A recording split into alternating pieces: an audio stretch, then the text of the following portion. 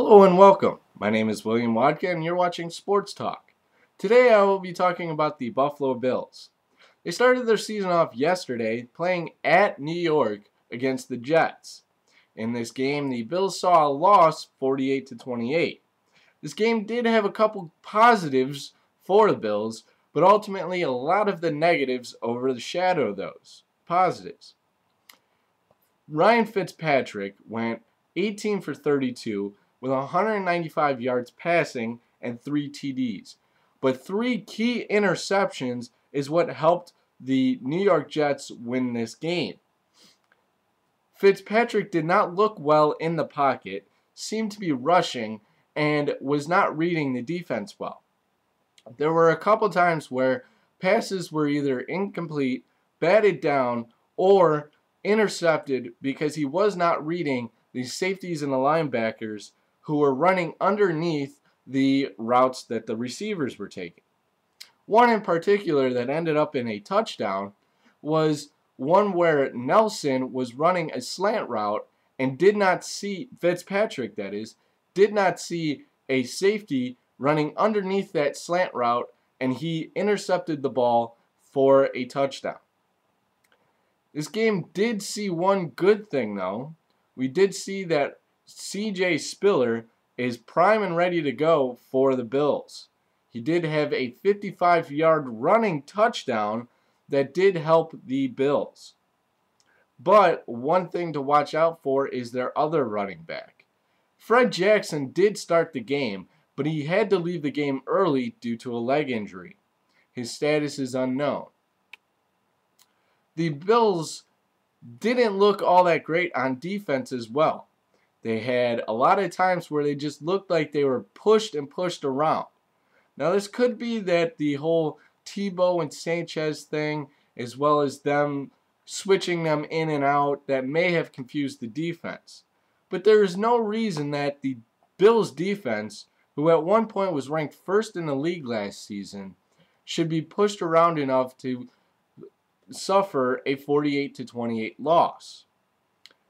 They had a chance late in the game to shut down the Jets' offense, regain the ball, and they were only down by 14 at the time. With about 4 minutes left to go in the game, the Bills' defense crumbled, and they let the Jets score again, and that ended up being the final score, which was 48-28. In total, the Jets did get 24 points off of turnovers. That does not boast well for this defense that needs to make the stops when need be. It is one thing to turn the ball over on offense, but it is another to give points away off of those turnovers. The Bills will go away next week when they play, they will be home next week when they play host to Kansas City and what is their home opener. Now the Kansas City Chiefs, who are coming off of a loss of their own, losing to Atlanta 40-24, are going to look to try to get into the heads of the Bills defense. The Bills, who did see a couple times where there were positives, they did average more rushing yards than the Jets. They did also have a few more passing yards than the Jets.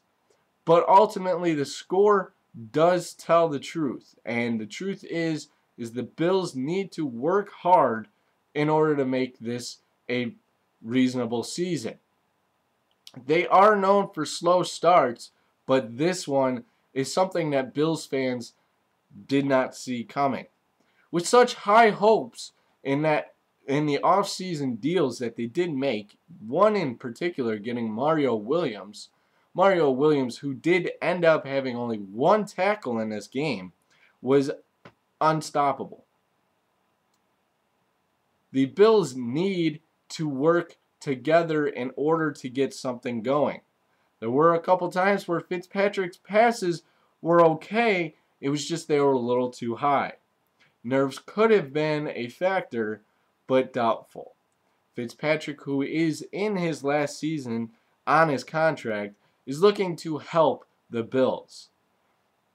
Also, look for Tavares Jackson to be getting some snaps during practice as he tries to learn more of the playbook to become a second string quarterback.